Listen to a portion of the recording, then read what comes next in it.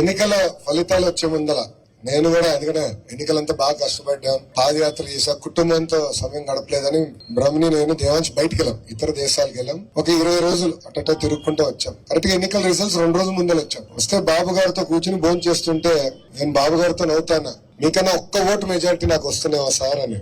బాబు గారు నవ్వుతా, కుర్రోలు కదా కొంచెం స్పీడ్ ఎక్కువ, చూద్దాంలే ఇంకా 2 రోజులు వస్తున్నాయి కదా నీ రిజల్ట్స్ అన్నారు. కానీ నిజంగా నాకు ఇప్పుడు కూడా గుర్తు, బాబు గారు అక్కడ టేబుల్ పొడుగ్గా ఉంటుంది, అక్కడ బాబు గారు కూర్చున్నారు, ఆయన పక్కన నేను కూర్చున్నా, అందరూ ఉన్నాం. ఆ రోజు అందరూ చాలా సంతోషంగా ఉన్నారు, ఆనందంగా ఉన్నారు. నా ఒక్కడికే చౌంట్లు పెట్టింది, నా బాగా గుర్తు. ఇప్పుడు కూడా బ్రహ్మ అడిగింది, ఆ రోజు కూడా అడిగింది, నేను చౌంట్లు పెడుతున్నాయి వచ్చేసింది కదా రిజల్ట్స్, మన ప్రభుత్వం వస్తుంది కదా అంటే మంగళగిరి మెజారిటీ ఎంత ఇక్కడ ఒక ఛాలెంజ్ గా నేను తీసుకున్నాను అని చెప్పాను. నేను అడిగింది మిమ్మల్ని 53,000 తల్లి, కానీ మీరు నాకు 91,000తో గెలిపించారు.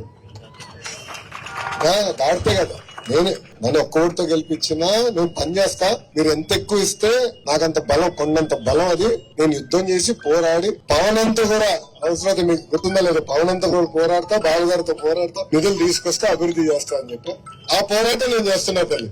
చాలా మంది తెలుసు ఆ పోరాటం నేను చేస్తున్నా.